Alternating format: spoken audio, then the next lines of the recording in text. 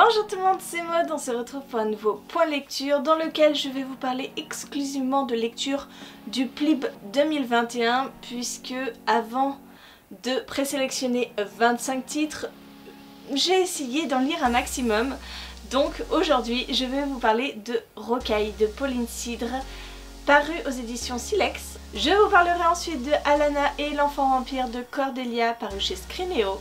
On continuera avec La princesse au visage de nuit de David Braille, paru chez L'homme sans nom. Et on finira avec La ville sans vent, le tome 1 de Éléonore de Villepoix, paru chez Hachette.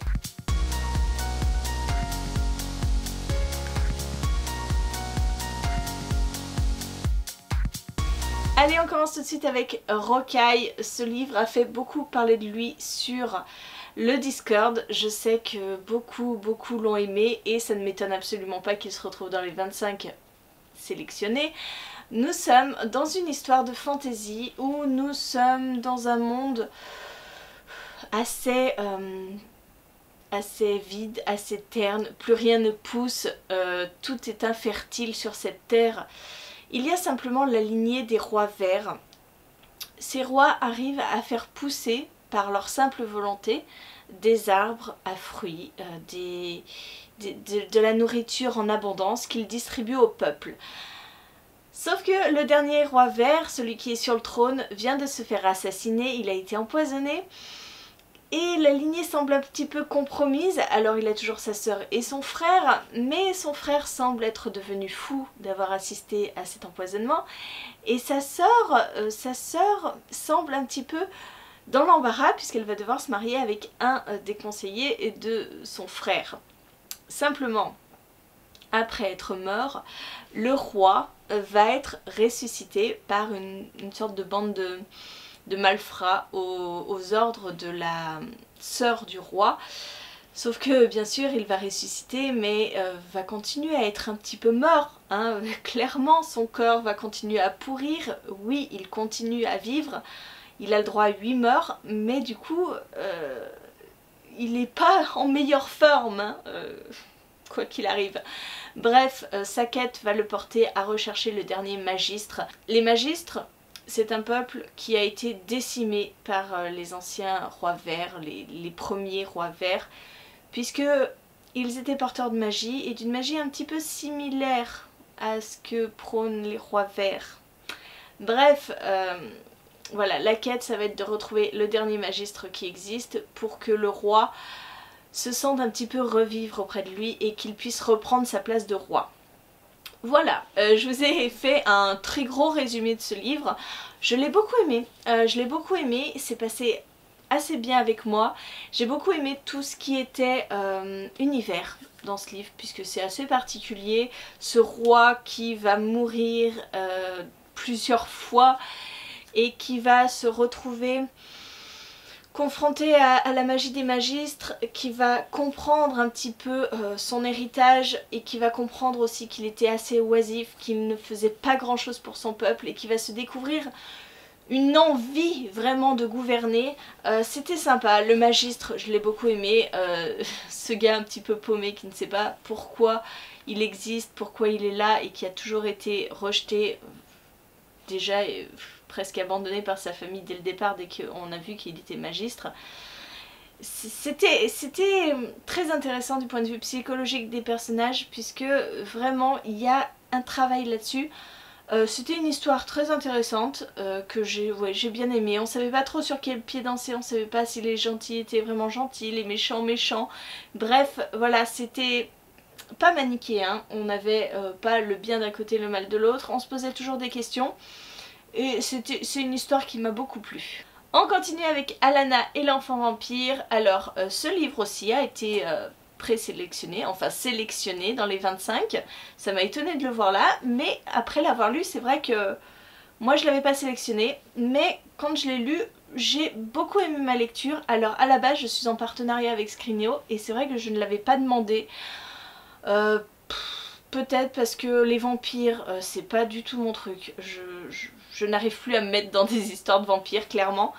Et là, je me suis dit, allez, on y va, on se lance. C'est un petit livre jeunesse, il va être extrêmement vite lu. Je l'ai lu pendant le week-end à Ville d'ailleurs.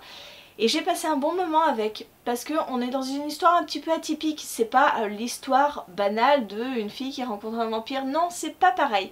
On y suit Alana qui vient d'une famille de... Alors je ne sais plus le terme, je ne sais plus de... En fait, d'une famille qui surveille les vampires et qui font un petit peu le lien entre la communauté vampire et la communauté humaine. Donc ils n'ont pas forcément d'a priori sur les vampires, ils les tuent pas à tous les coups. Non, ils essayent d'établir des relations diplomatiques, on va dire. Sauf que à chaque fois qu'il y a une mort suspecte attribuée à un vampire, eh bien ils enquêtent. Alana, elle, c'est la petite dernière de la famille, elle a 13 ans. Et pour l'instant, elle n'est pas encore partie vraiment en enquête. On l'a jamais trop vraiment intégrée à ces histoires-là. Et elle est un petit peu jalouse. Du coup, quand un nouveau arrive dans sa classe et a une attitude assez bizarre, elle se dit, tiens, je vais enquêter. Il me semble être un enfant vampire, ce qui est totalement interdit, puisque les vampires n'ont pas le droit, normalement, de créer des vampires enfants, de moins de 18 ans, on va dire.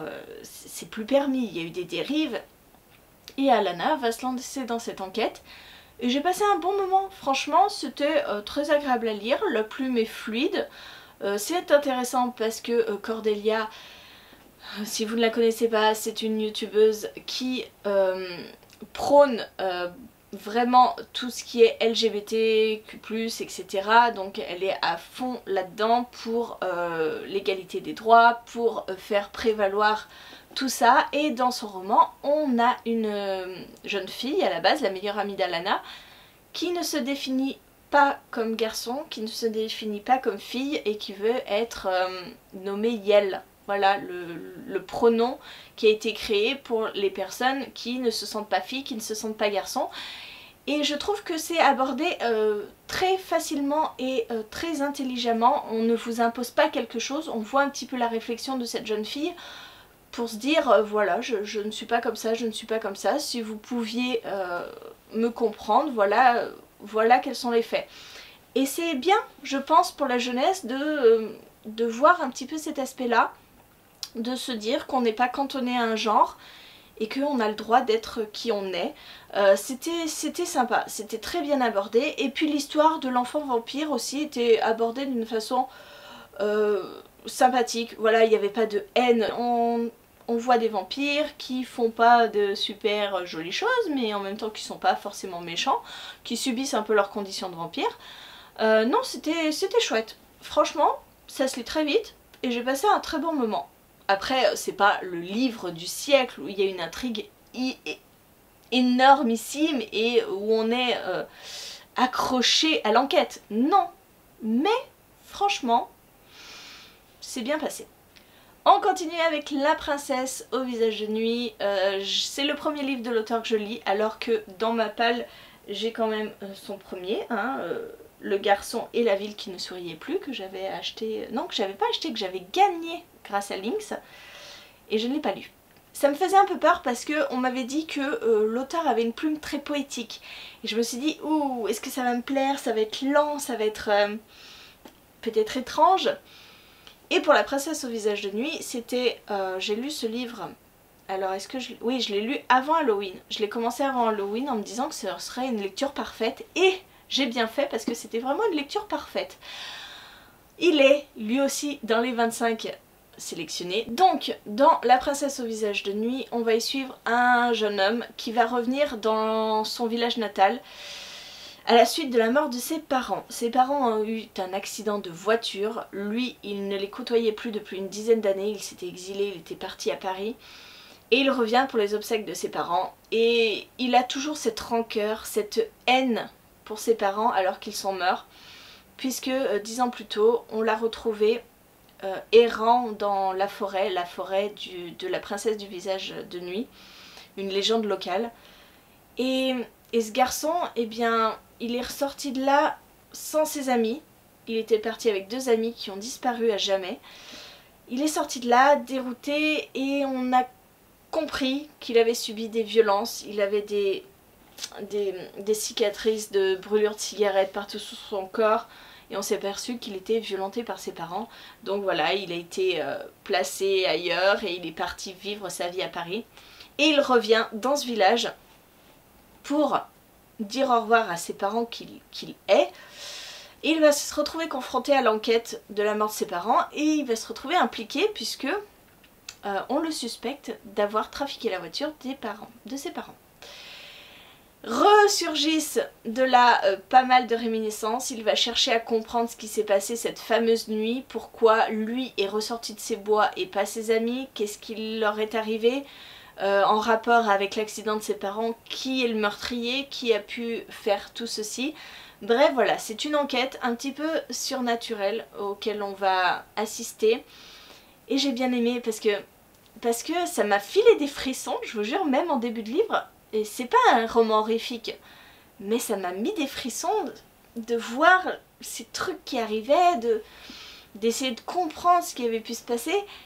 Et j'ai trouvé que c'était hyper bien écrit. Alors, la poésie, je l'ai pas forcément vue, parce que au final, j'ai trouvé une écriture assez simple, mais très belle, qui m'amenait sur une histoire assez étrange, assez mystérieuse, mais ça m'a complètement emballée. J'ai été prise dans l'histoire, je ne pouvais pas lâcher ce livre.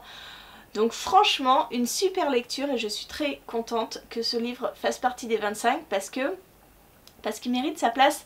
C'est un petit peu horrifique, mais en même temps, il y a des passages où on voit vraiment la violence de ce qu'a vécu ce garçon quand il était petit avec des parents qui le torturaient quasiment. Voir ce groupe d'amis qui se lancent des défis. Bref, une ambiance un peu glauque, mais très agréable à suivre. Voilà, un côté très addictif que j'ai aimé dans ce roman et que je vous conseille. Et enfin, on va terminer avec La Ville sans vent. C'est un tome 1, j'ai hâte de lire le tome 2. Il est sorti déjà, je ne me le suis absolument pas procuré, mais il faudrait que je le fasse avant que j'oublie la majorité des éléments de ce tome 1. Encore une fois, c'était une bonne lecture. Franchement, ces 4 livres qui sont sélectionnés ont leur place dans le pli parce qu'ils étaient vraiment originaux. Et j'ai beaucoup aimé aussi cette histoire. On est dans un livre de fantasy, encore une fois. Et vous le savez, la fantasy, c'est mon dada. J'adore. Donc, j'ai beaucoup aimé cette histoire où nous sommes dans une ville qui est un petit peu en étage. Je ne sais pas trop comment vous expliquer. Il me manque peut-être une carte dans ce livre. Il me manque une carte pour me faire vraiment une idée de comment me représenter cet univers parce que il est assez complexe et je dois bien avouer que par moments j'étais un peu perdue et je ne savais pas comment l'appréhender parce que je n'arrivais pas à me représenter ces étages auxquels on accède par des ascenseurs mais aussi dont on peut accéder par des canaux qui circulent d'un étage à un autre. Donc c'est un peu étrange quand même, des ascenseurs, ok on voit la verticalité, mais des canaux d'eau pour circuler entre ces différentes villes, c'est très étrange. Une ville qui est sous un dôme, donc c'est pour ça qu'on l'appelle la ville sans vent, puisque elle est complètement à l'abri sous ce dôme et il n'y a pas un brin d'air. On va parler de 2 personnages, Arka qui est une jeune fille qui va arriver dans cette ville sans vent, qui fait partie d'un peuple qui a disparu et qui est haï des habitants de cette ville, les Amazones. Et on va parler de l'Astyanax, qui termine sa formation de mage. Alors, j'ai beaucoup aimé cette histoire, elle est assez complexe, je vous l'ai dit, cet univers est assez complexe à comprendre. Et le second point qui m'a posé problème, ce sont les noms des personnages. Voilà, je vous l'ai dit, Arka encore. Mais l'Astyanax, on a d'autres personnages qui ont des noms à coucher dehors, je vous jure. C'était un peu compliqué, hein. Phréton, on a quoi par exemple? On a Poneria, Pétrocle, c'est pas Pétrocle, Cassique. Oh là là, quand j'ai commencé cette lecture, je me suis dit mais où est-ce qu'elle est allée chercher ces noms? Ils étaient... Voilà, c'est quand même du costaud et je trouve que c'est très bien que Hachette publie ce genre de livre où l'univers est complexe et où c'est pas forcément le plus simple à appréhender. L'histoire, pareil, était pas simple, Mais moi j'aime bien cette complexité dans les livres. Sincèrement, j'aime beaucoup ça. Et j'ai passé un super moment avec ce livre et je vais me procurer le tome 2 pour finir, puisque c'est une duologie, un diptyque, donc ça se finit en très peu de tomes finalement. Un univers très complexe et en 2 tomes. C'est parfait. Voilà, je vous ai parlé de ces 4 livres, j'espère que la vidéo vous a plu, merci de l'avoir regardé jusqu'au bout. Je vous attends en commentaire pour discuter un petit peu de si vous avez lu un de ces livres ou pas. Et en attendant, je vous fais des gros bisous, je vous souhaite une très bonne journée, de très bonnes lectures, je vous dis à très bientôt pour une nouvelle vidéo.